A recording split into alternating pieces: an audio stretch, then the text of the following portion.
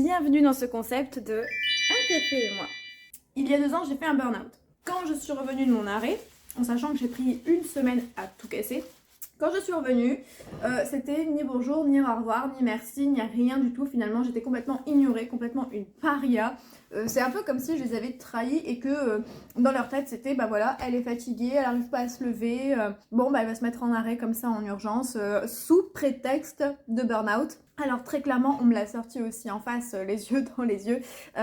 Ça pouvait absolument pas être un burn-out parce qu'un burn-out ça se déclare pas comme ça et ça se règle pas en une semaine. Oui, je suis d'accord avec toi, un burn-out ça ne se résout absolument pas en une semaine. Ça ne survient pas si rapidement. En effet, c'est beaucoup plus vicieux que ça. Et je suis tombée donc sur un post sur Thread et je pense qu'il y en a des centaines, hein, mais là je suis tombée dessus ce matin et c'est pour ça que je vous fais cette vidéo aujourd'hui. Une jeune femme qui revient après 6 semaines d'arrêt pour un burn-out également et qui, tout comme moi, en rentrant donc de son arrêt au travail, toutes ses collègues visiblement ne lui adressent plus non plus la parole, pas de bonjour, pas de merci ni au revoir et tout le monde l'ignore pour aller manger tout ça et tout. Je ne comprends pas comment est-ce que les gens peuvent en venir là. Ok, tu comprends pas ce que c'est, tu comprends pas ce que ça fait parce que tu l'as jamais vécu. Mais si tu ne l'as jamais vécu, là c'est un conseil pour toi, petite personne fermée d'esprit. Si tu ne l'as jamais vécu, tu ne juges pas.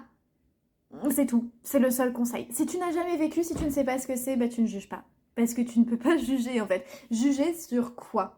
De où tu penses que, en ignorant une personne parce qu'elle s'est mise en arrêt d'urgence, le jour où elle va revenir, ça va se passer correctement? Foutez-leur la paix en fait. Faites votre taf en fait, c'est tout.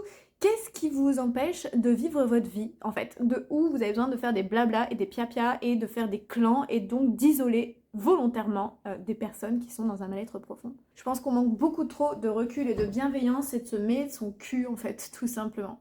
Et donc du coup, si je devais juste donner une petite astuce aux personnes qui vivent ce genre d'expérience, déjà je voudrais vous dire que vous n'êtes pas seul et que je suis vraiment désolée et que surtout vous ne devez pas le prendre pour vous. Donc gardez votre amour de vous, gardez votre estime de vous et votre confiance en vous. Vous avez fait ce que vous deviez faire. Vous n'êtes pas une merde. Vous n'avez pas mis les autres dans la merde. Vous étiez, vous, dans la merde et il était grand temps de prendre soin de vous. Il était grand temps qu'on prenne soin de nous et qu'on dise stop parce que de toute façon, on n'avait pas d'autre choix. Et après, c'est même vous qui allez subir les effets derrière. Moi, je sais que par exemple, je suis plus capable de prendre les transports en commun sans être en crise d'angoisse en fait. Donc, c'est nous qui allons subir ça en fait. C'est pas les autres. Gardez votre estime de vous et votre confiance en vous. Vous avez fait ce que vous deviez faire et en fait, c'est tout. Vous aviez fait ce que vous devez faire et point barre.